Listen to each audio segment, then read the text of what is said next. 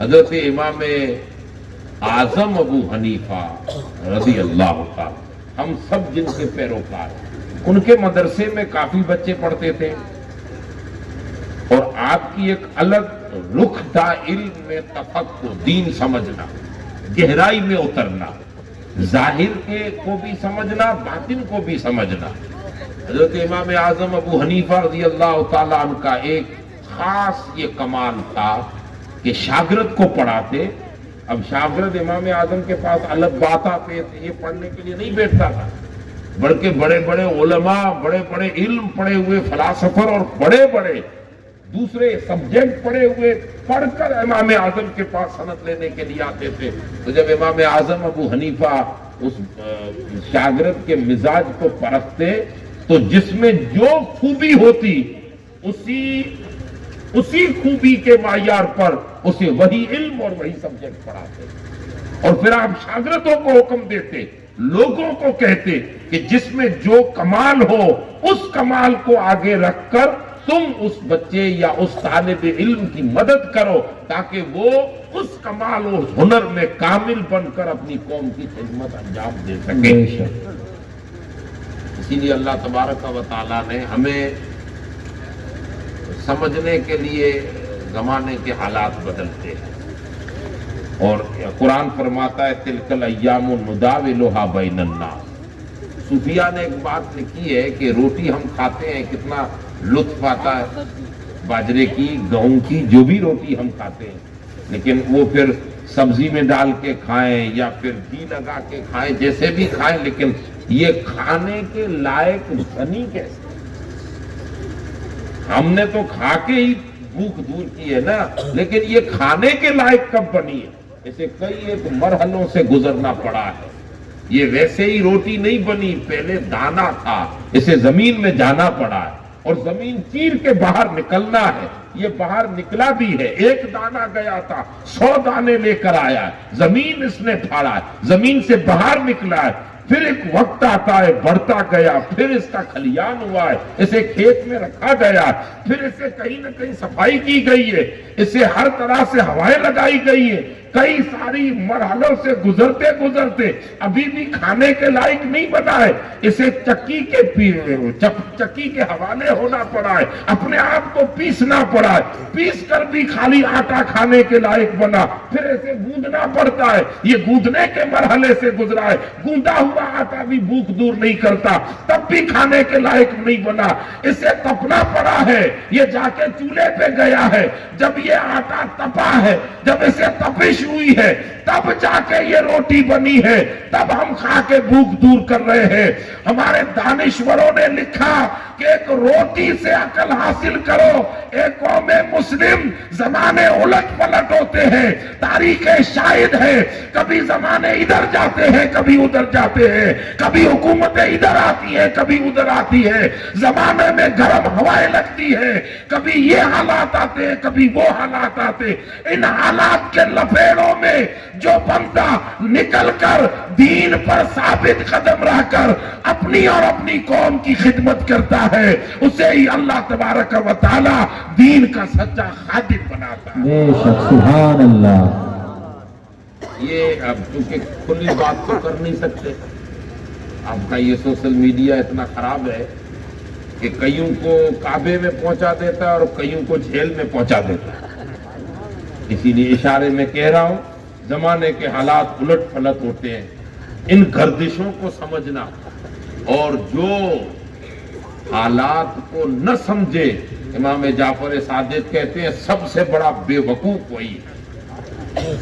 اسی لیے اپنے بچوں کو نکالیں، جو ہوشیار ہیں، سمجھدار ہیں، انہیں نکالیں، جو رسول اللہ کے دین کے لائق ہوں انہیں دین میں لے آئیں، اور جن کو لگے کہ یہ دنیاوی تعلیم میں بھی آگے بڑھ سکتے ہیں انہیں سپورٹ کریں۔ ایک بچہ اگر قابل نکلے تو انہیں سپورٹ کریں، وہ آپ کی قوم میں پلٹ کے آئے، آپ کی قوم کی خدمت کرے۔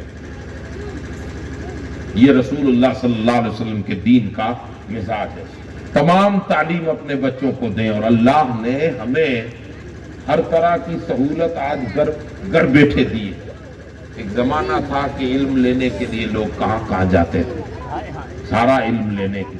आज सारा इल्म हमारे घर में मौजूद है।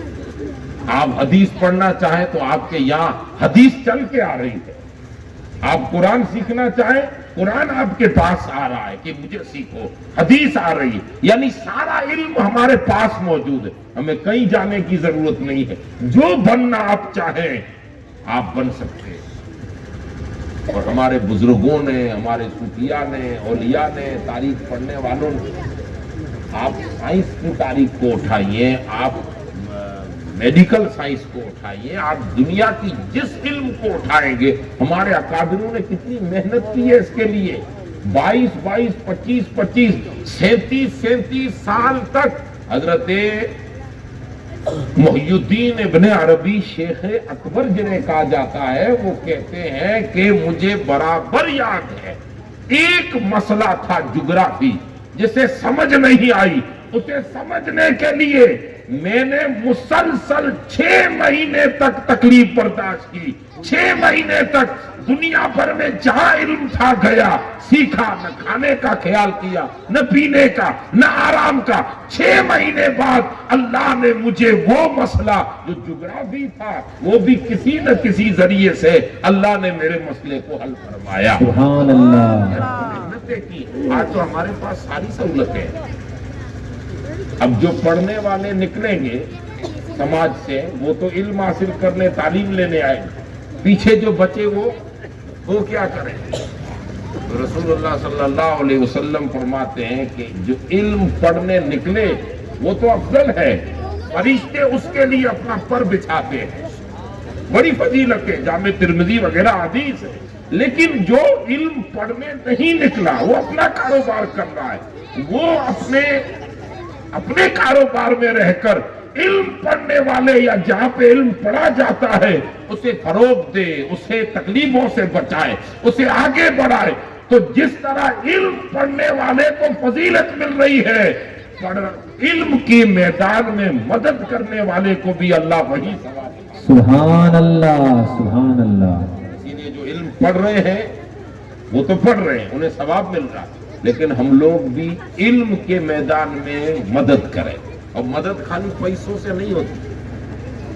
आप पैसा भले 2 करोड़ रुपया दे दो, लेकिन चौराहों पे बैठकर गीबत करो मदरसे के बारे में, तो आपके 2 लाख किस काम के? दिए न दिए। सवाल ये नहीं कि आप दौलत देकर मदद करो, बल्कि आप अच्छी सोच रखें मदरसों के लिए, अच्छी फिक्र रखें मदरसों के लिए। और अल्लाह तबारक व तआला ने ये मदरसों की बरकतें हैं कि आज हम तक दीन पहुंच रहा है। सुभान अल्लाह। और जो इमाम होता है मोहल्ले का, मस्जिद का, आलिम कौम का, वो खाली कुरान और हदीस पढ़ाने के लिए आलिम नहीं है, वो ज़कात और नमाज के मसले बताने के लिए आलिम नहीं है, बल्कि वो रहबर है हमारा। उससे दुनिया भी जुड़ी है, हमारी आखिरत भी जुड़ी है। हम दीन में भी उससे अपना मशवरा लेंगे और दुनिया में भी उससे अपना मशवरा लेंगे। इसीलिए अल्लाह ताला हमें इस मदरसों और उलमा की कदर करने की तौफीक अता फरमाए।